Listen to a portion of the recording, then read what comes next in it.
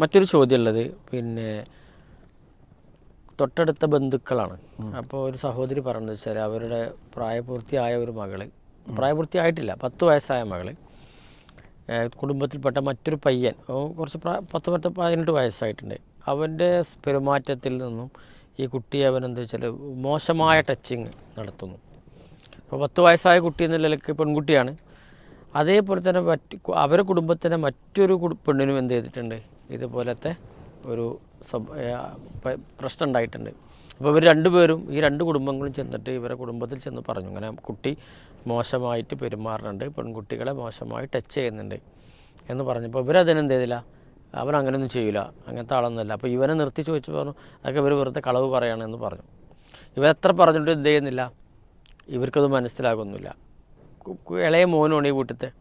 അപ്പോൾ ആ നിലക്ക് ഒരു പ്രശ്നമുണ്ട്. അപ്പോൾ കുടുംബമാണല്ലോ, കുടുംബത്തിൽ ഇങ്ങനെ പ്രശ്നമുള്ളത് കൊണ്ട് തന്നെ അതെങ്ങനെയാണ് ഇപ്പോൾ പരിഹരിക്കുക? കാരണം കുടുംബമായി ജീവിക്കുമ്പോൾ ഇവൻ വീണ്ടും എന്ത് ചെയ്യും, ഇത്തരം പ്രശ്നങ്ങളിൽ ഇടപെടും. ഇതിൽ ആദ്യം നമ്മൾ പരിശോധിക്കേണ്ടത് ഇങ്ങനൊരു ബാഡ് ടച്ച്, അതായത് കുട്ടിക്ക് എന്താണ് ഒരു മോശമായ അനുഭവം ഉണ്ടായിട്ടുണ്ടോ ഇല്ലയോ എന്ന് നമ്മൾ ആദ്യം സ്ഥിരീകരിക്കണം. കാരണം അതിനാണല്ലോ ബാക്കിയൊക്കെ വരുന്നത്. അങ്ങനെ സ്ഥിരീകരിക്കണമെന്ന് പറയാനുള്ളൊരു കാരണം എന്താണെന്ന് വിചാരിച്ചാൽ, ഇപ്പോൾ നമ്മളെ സംബന്ധിച്ചിടത്തോളം മൊത്തത്തിൽ ആണും പെണ്ണും ഇടപഴകുമ്പോഴൊക്കെ അതിൽ മോശം സംഭവിക്കുന്നത് കൊണ്ട് തന്നെ നമ്മൾ ഒരു ആൺകുട്ടിയും പെൺകുട്ടിയും തമ്മിലുള്ള പെരുമാറ്റം കാണുമ്പോൾ ചിലപ്പോൾ നമുക്ക് തോന്നാം ആ പെരുമാറ്റത്തിൽ അവരെന്തുണ്ട്, ഒരു ശരിയല്ലാത്ത രൂപങ്ങൾ സ്വീകരിക്കുന്നുണ്ടോ എന്നൊരു പക്ഷേ നമുക്ക് തോന്നാം. പക്ഷെ നമുക്ക് എന്ത് ചെയ്യാൻ പറ്റില്ല, ഇവിടെ രണ്ടാളും മനസ്സ് നമുക്ക് അറിയാത്തത് കൊണ്ട് ഇതൊരു നല്ല പെരുമാറ്റമാണോ ചീത്ത പെരുമാറ്റമാണോ എന്ന് നോക്കി നിൽക്കുന്ന ഒരാൾക്ക് അങ്ങനെ ഒരു അന്തിമമായൊരു തീരുമാനത്തിലെത്താൻ കഴിയില്ല. എന്നാൽ നേരെ മറിച്ച് ഈ പെൺകുട്ടി പറയണത്, നമ്മളൊന്നും ചോദിക്കാതെ പറയാതെ അവൾ പറയണത്, ഇവൻ്റെ പെരുമാറ്റത്തിൽ ഒരു മോശം പെരുമാറ്റം എനിക്ക് തോന്നുന്നുണ്ട് എന്ന് പറഞ്ഞാൽ അത് ശരിയാണ്. അങ്ങനെ പറഞ്ഞിട്ടുണ്ടോ എന്നുള്ളതാണ്. അങ്ങനെ പറഞ്ഞിട്ടുണ്ടെങ്കിൽ എന്താണ്, അത് ശരിയാണ്. അപ്പോൾ എന്ത് ചെയ്യണം, സ്വാഭാവികമായി അവിടെ നമ്മുടെ കുട്ടിയെ നമ്മൾ സുരക്ഷിതമാക്കുക. മനസ്സിലായി? ഇവൻ എവിടെ ചെല്ലുന്നുവോ അവിടെയൊക്കെയുള്ള പെണ്ണുങ്ങളെ അവൻ എന്താകും, ഉപദ്രവിച്ചേക്കും. ഒരു പക്ഷേ വല്ല പോണസൈറ്റും കാണുന്ന ആളായിരിക്കും, ഇങ്ങനത്തെ എന്തെങ്കിലും ലൈംഗികമായ രോഗങ്ങൾക്കും മാനസികമായ അവസ്ഥകൾക്കും വിധേയനായിരിക്കും. അതുകൊണ്ട് എവിടെയെങ്കിലും പെണ്ണിനെ കണ്ടാൽ അവനെ സംബന്ധിച്ചിടത്തോളം അവൻ്റെ സ്വഭാവത്തിൽ അത് വർക്ക് ചെയ്യും. അപ്പോൾ അതൊന്നും നിർത്താൻ നമ്മളെ കൊണ്ട് പറ്റില്ല. നമ്മളെ കുട്ടികളെ സേഫ് ആക്കുക, അതാണ് നമുക്ക് ചെയ്യാൻ പറ്റിയ ഒരു പദ്ധതി. അതല്ലാതെ പിന്നെ നമ്മൾ ഇവരെ വീട്ടിൽ പോയി പറയാമെന്നുള്ളതാണ്. ഈ വീട്ടിൽ പോയി പറയുമ്പോൾ എന്താ വെച്ചാൽ, നമ്മൾ ഇവരെ മക്കളെക്കുറിച്ച് നമ്മൾ പറയുമ്പോൾ അവരത് അംഗീകരിക്കില്ല. ഒരു പക്ഷേ അവ ഉണ്ട് എന്നൊക്കെ അവർക്കും തോന്നിയേക്കും, അവർക്കും പല അനുഭവങ്ങളും ഉണ്ടാകും.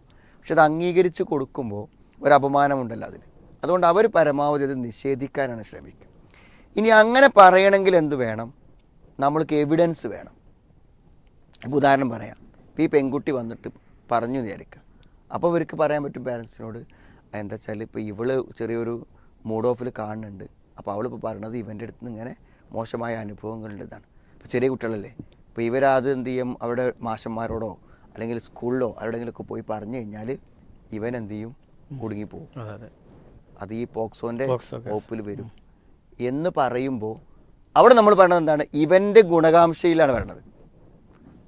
നമ്മുടെ ഈ പയ്യൻ എന്ത് ചെയ്യേണ്ട, ഒരു ദോഷം വരണ്ട എന്ന് വിചാരിച്ചിട്ടാണ് നമ്മൾ പറയണത്. നേരെ മറിച്ച് നിങ്ങളുടെ മോൻ ഞങ്ങളുടെ കുട്ടിനെ ഉപദ്രവിക്കുന്നു എന്ന ഒരു അവസ്ഥയിൽ നമ്മൾ പറയുമ്പോൾ അവരതിനെ നിഷേധിക്കാനും അവർ വലിയ ആരോപണം പറഞ്ഞവരായി ഇവരെ പരിഗണിക്കാനും ഞങ്ങളുടെ മകനെക്കുറിച്ച് അവരങ്ങനെ പറഞ്ഞുണ്ടാക്കി എന്നൊക്കെ പറഞ്ഞവർ പ്രതികളാവുകയും അവർ നിരപരാധികളാവുകയും ചെയ്യുന്ന അവസ്ഥയിലേക്ക് വരും.